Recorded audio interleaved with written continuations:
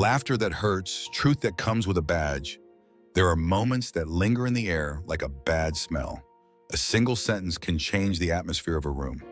That's exactly what happened at Prescott Elementary School in Mrs. Worthington's third grade class in Chandler, Arizona. It was career week, that annual moment when children sit cross-legged on a reading mat while parents come in turn, displaying objects, a stethoscope, a hard hat, a laptop. Some children beamed with pride, others cowered, but all looked forward to the moment. It was a welcome break between dictations and multiplication tables. On this particular morning, 8-year-old Kyle Eastwood was struggling to keep up. Small for his age, but quick as a flash, he had this way of talking with big, bright eyes, as if every word counted. And today, every word did count. His father was coming later that afternoon. So when Mr. Denton asked the students to share what their parents were doing, Kyle straightened up straight, as if he'd been practicing for days. "My dad," he said, his chest heaving, "works for NASA." Silence followed. Not of astonishment, but of doubt. One student let out a chuckle. Another murmured, "Of course, and I'm the president." But it was the teacher's reaction that hurt the most. Mr. Charles Denton, 40-something, thinning hair, polo shirt tucked into his pants, gave a little laugh. Not an outright laugh, no. That discreet, mocking laugh that makes you feel smaller. "NASA, huh?" he said, raising his eyebrows, as if Kyle had just claimed that his father was building rockets in their backyard. "That's quite an imagination, Kyle. Maybe we'll aim for something more realistic next time." A few students chuckled. One girl even repeated "more realistic" in a low voice, as if it were a joke that everyone understood but him. Kyle didn't say another word. He looked down at the carpet, his sneakers rubbing together, his once animated hands now clenched into little fists on his knees. Mr. Denton continued his tour, not noticing the child's slumped shoulders or his sudden silence. But someone noticed. Mila and Gwen, sitting next to Kyle. Mila leaned over and whispered to him, "I believe you." Kyle didn't reply. He simply nodded, his eyes still fixed on the ground. The rest of the morning passed in a hazy haze. Jacob's father was a fireman. Chloe's mother ran a bakery. Parents came and went, thanked, applauded, sometimes embraced. But Kyle hardly moved, as if he wanted to disappear into the carpet. At lunchtime, he barely touched his sandwich. He didn't laugh when the other boys danced foolishly near the vending machines. He didn't run to the swings as usual. It wasn't just the laughter that had hurt him. It wasn't even the doubt. It was the ease. How an adult who was supposed to encourage him had swept his word aside without a second thought. But what Monsieur Denton didn't know was that Kyle wasn't lying. He wasn't exaggerating. He wasn't saying it because it sounded good. Everything he'd said was true. His father had worked for years on a Martian communications project. He wore a NASA badge every day. And more than that, he was proud of it. So was Kyle. But right now, none of these facts mattered. Because to the man standing in front of the classroom, the idea of a man like Clint Eastwood being his father just seemed impossible. But the day wasn't over, and someone was about to walk through that door and change everything. Kyle was sitting on an overturned milk crate, Capri Sun in hand, and a question ready every 2 minutes. Wait, so the robot on Mars has to wait how long to send a message back to Earth? Clint Eastwood, busy untangling a tangle of cables, didn't even look up. "It depends on the orbit of Mars," he answered calmly. "Between 5 and 20 minutes. Kyle's eyes widened. "So it's like sending a text message with a really bad connection?" Clint gave a dry, barely perceptible smile. "Exactly, space has the worst Wi-Fi in the solar system." It was the kind of moment Kyle preferred. No big speeches, no complicated lessons.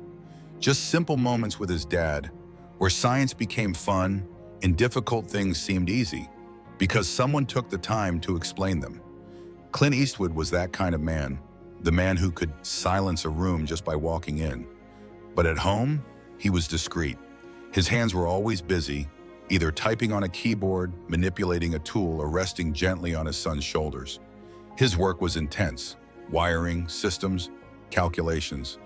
But for Kyle, he took care to translate everything, to make an 8-year-old feel intelligent.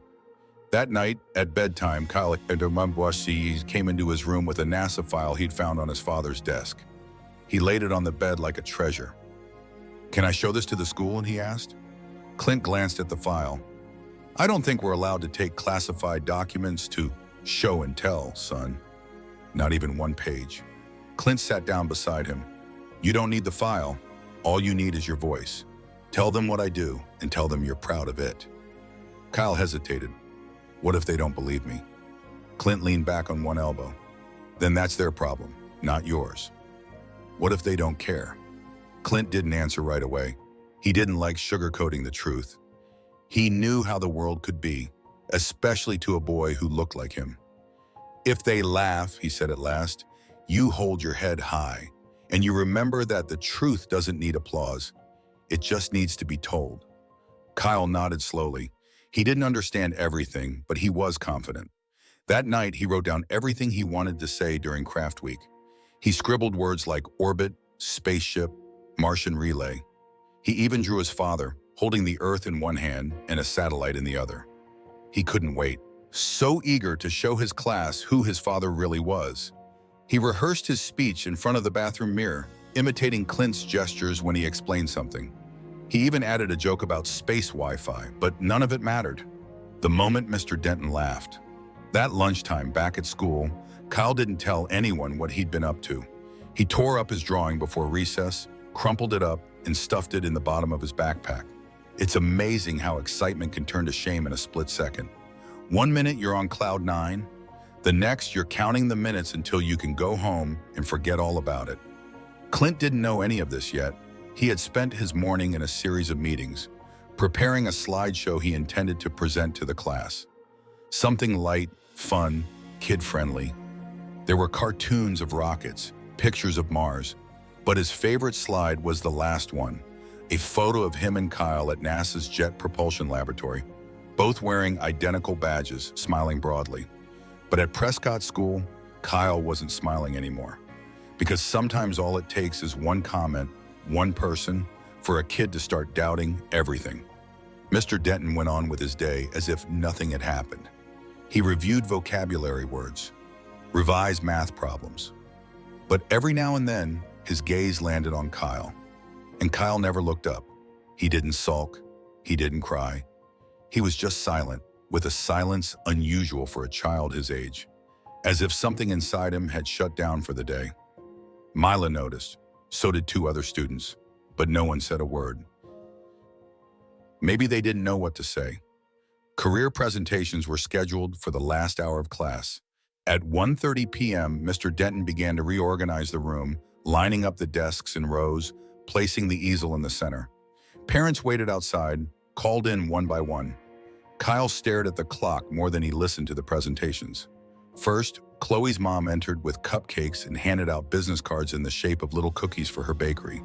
Then Thomas's uncle, a mechanic, presented a pressure gauge as if it were a treasure. The children applauded, laughed, and asked questions. And Kyle, he just sat there, palms sweaty, knees shaking, hoping, almost begged, prayed his father hadn't gotten stuck in traffic, that he hasn't forgotten, that he hadn't given up. Because if Monsieur Denton saw him come in with that real NASA badge, maybe he'd finally understand. But underneath that hope, there was something else. Doubt, the kind that doesn't ask questions. The one that whispers sentences that hurt. What if he didn't come? What if Mr. Denton was right? What if my dad isn't who I think he is? Kyle shook his head as if to banish these thoughts. Meanwhile, Monsieur Denton stood by the door, his list in hand, occasionally coming out to wave to the next parent. He was in his element again, smiling, organizing, cracking harmless little jokes. But something about him had changed. When he called out to the other students, he glanced briefly at Kyle.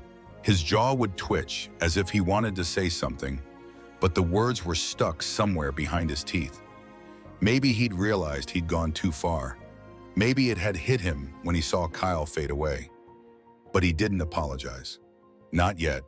He simply continued the show. 15 minutes left. 4 more parents. Kyle looked at the door every 10 seconds, waiting for that familiar figure. The jacket, the slow, confident gait. He imagined it all like a scene from a movie. But now, he wasn't sure how it would end. "Very well," said Monsieur Denton, consulting his list. "Then we have—" He stopped short, because the door had already opened. And there he was, Clint Eastwood. He entered the room dressed in a navy blue jacket, white shirt, and dress slacks. On his chest, hanging just below the lapel, shone a well-known badge, that of NASA. His short hair was salt and pepper. His gaze swept the room just once, then settled on his son. Kyle sat up so quickly that his chair scraped the floor. His mouth opened, but no sound came out. Clint tilted his head slightly. No big smile, just a presence. Calm, confident. "Hello," he said loud enough for all to hear. "My name is Clint Eastwood. I design systems for space exploration." And suddenly the room froze. No laughter, no whispers, only awareness. But one person in the room wasn't ready to accept it, and that was the man standing in front, with a sheet of paper he didn't know where to hold. When Clint entered, there was no applause, no exclamations. But that silence was deafening. He didn't need gimmicks or colorful animations. Just his voice, his presence, his badge. The very fact that he existed, and that he belonged in a space where few expected him to be. Certainly not Mr. Denton. The latter blinked, his mouth ajar, as if he were about to speak. But the words wouldn't come. Mr. Denton was about to speak, but no words came. Kyle was still staring at his father wide-eyed, as if he couldn't believe what he was seeing. And to be honest, part of him had begun to think that his father wasn't coming. Not because he doubted his love, but because when someone in authority makes you doubt, it eats away at you, especially when you're a kid. But Clint had come, not just on time, but early. He'd waited outside the door, and he'd heard every word. He walked into the room slowly, like a man with nothing to prove. He glanced at Monsieur Denton and gave him a polite little wave, calm, measured. Then he turned to the class. "So," he said, "you're talking about trades today?" A hand went up. "Do you fly rockets?" Clint chuckled. "Not really, no. I help build the systems that allow the rockets to talk to us once they've left Earth. Imagine, spaceships need telephones, and we make those phones." Another hand emerges. "Like space iPhones?" Clint smiles. "Exactly, but with really lousy reception." The whole class laughed. Even Kyle smiled. Clint pressed a button on the screen. An image appeared, the Martian Relay Project, a series of satellites in deep orbit. Then another picture, him, standing in front of a huge control panel. "What you see here," he explained, "is what enables us to keep in touch with robots. On another planet, we make sure they can call home." One by one, the children leaned forward, captivated. Everyone, except Mr. Denton, who stood back, silent for once. His eyes moved from the screen to Clint, then to Kyle, who now sat upright, prouder than ever. Clint didn't make anything personal. He didn't mention what had happened earlier. He didn't need to. His mere presence had already said it all. But just before concluding, he paused. He looked the class straight in the eye. "By the way," he said in a calm voice, "I heard someone say earlier that working at NASA might be unrealistic." He let the word hang in the air. Then he turned his eyes to Kyle. "Well," he continued, "it looks like some people have a different definition of what's realistic." And this time he smiled. Kyle beamed. For the first time since morning, his fists relaxed. He looked around and saw that something had changed. Gone were the mocking smiles of earlier days. In their place, wide eyes, gently nodding, heads, a few sparks of admiration. Mila whispered to him, "I told you so." Mr. Denton cleared his throat. "Thank you, Mr. Eastwood. That was very informative." Clint simply nodded, then he looked at the clock. "I've got to go now. Mars doesn't like to wait." A few students laughed again. As he passed Mr. Denton toward the door, Clint paused for a second. "I hope your students still feel heard," he said softly. "Especially the ones who dream big," and he left. But what he left behind wasn't silence. It was a weight, a truth. And now it was up to Monsieur Denton to decide what he would do with it. He remained frozen for a long moment. One hand on his index card, the other along his body, as if he didn't know what to do. When he turned back to the classroom, he no longer had the same control as before. The kids weren't looking at him anymore. They were looking at Kyle. And Kyle? He was shining. Not arrogantly, not loudly, just sitting quietly. Shoulders relaxed, chin up, like someone who had finally been seen, just as he was. "Well," said Mr. Denton, his voice thinner than usual, "let's thank Mr. Eastwood for his visit." A few students applauded. Mila was the first, others followed. Mr. Denton tried to carry on as if nothing had happened, but the balance had shifted. Mr. Denton was about to introduce the next parent, but there was a hesitation in his voice, as if he knew that no matter what he said, it would fall flat. No one was paying attention to the manometers or the cupcakes in the bakery anymore.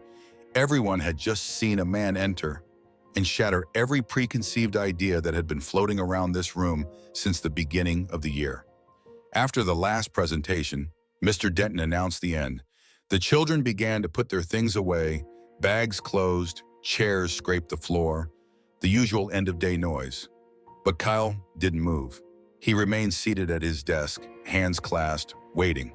When most of the students had left and the din in the hallway was growing, Mr. Denton approached. He stood next to Kyle, swaying from one foot to the other. "Hey," he said, almost too casually, "your dad sounds like a pretty smart guy." Kyle looked up slowly. "He sure is?" Mr. Denton nodded. "Yes, I can see that. I wanted to say that. I may have been a bit hasty earlier." Kyle didn't reply. Monsieur Denton cleared his throat. "What I wanted to say is that sometimes teachers, people, make mistakes. We don't always realize that what we say can hurt." Kyle stared at him for a moment, then replied calmly, "But you laughed." The sentence hit him hard. Monsieur Denton's face tightened. "Yes," he admitted. "It's true, and I'm sorry. And I'm sorry, that wasn't fair. I should have listened to you." Kyle didn't nod. He didn't make it easy for her. Finally, Monsieur Denton said, "I hope you'll give me a chance to do better." Kyle stood up slowly. He slung his bag over one shoulder and headed for the door. Just before he stepped out, he turned and said, "It wasn't my imagination. It's really my dad." And out he went. Mr. Denton stood there, one hand on the empty desk, the other buried in his pocket. The noise from the corridor faded. The classroom emptied.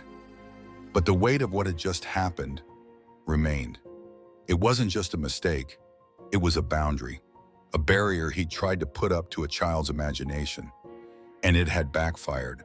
But not every apology can be said aloud, and not all lessons are learned in front of an audience. That evening, the Arizona sun was slowly descending behind the rooftops, painting the sky orange and pink. Kyle was sitting at the kitchen table with a bowl of cereal, his dinner, by choice. Clint was leaning against the counter, a chipped old mug in his hand.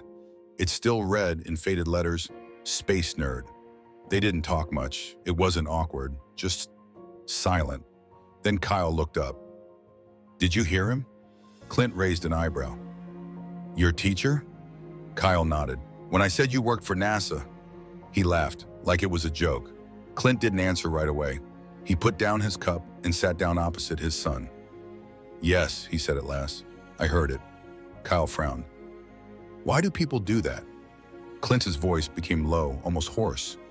"Because sometimes they see the world through a tiny little box, and when something doesn't fit, they laugh. It's not always hate. Sometimes it's just ignorance. But either way, it's not up to you to shrink for them." Kyle slowly stirred his cereal. "I didn't feel smart anymore." Clint leaned forward slightly, more serious than ever. "Never let other people's doubts erase your truth. You know who you are, and you know who I am. That's what matters." Kate barely nodded. "And you did the right thing today," added Clint. "You told the truth. You stood your ground. That's courage." Kyle smiled. Those who'd laughed the day before suddenly wanted to sit next to him. One student even asked him if his father had ever met an astronaut. Another if he could ever bring a space tool to class. Kyle didn't boast. He didn't puff up his chest. He simply replied and went on his way. During recess, Mila walked beside him. "Now they believe you," she said. Kyle shrugged. "They didn't have to." Mila smiled. "Maybe, but it's nice all the same." In the teacher's lounge, Monsieur Denton remained alone for a long moment. Then he wrote a note, by hand, nothing formal, just a folded sheet of paper. Kyle found it in his locker after lunch. The message read, "Kyle, I was wrong. You never should have had to prove anything. Keep dreaming big. Mr. Denton." Cal didn't smile. He didn't read it twice. He calmly folded the sheet, slipped it into his bag, and closed it quietly. He didn't need this excuse, but maybe someone had needed to write it down. That afternoon, when the final bell rang, Kyle walked out with his head held high, not because of what the others were now thinking, but because of what had never changed. His father had come. He was an engineer, and most importantly, he'd told the truth, even when no one believed him. And somewhere in that classroom, a teacher had just remembered a lesson he'd forgotten. Children carry dreams bigger than the expectations of most adults. And when those dreams are rejected, it's not just their imagination you crush, it's their voice. But Kyle, his voice, it remains strong, clear, and true. Because the truth, it doesn't need permission, only from someone brave enough to say it out loud. And if one day you're the one being doubted, ignored, or told to be more realistic, remember, other people's limitations don't define your path. Keep moving forward, keep speaking your truth. And if you ever get the chance to believe in someone when no one else does, do it. Because sometimes you can change a whole life.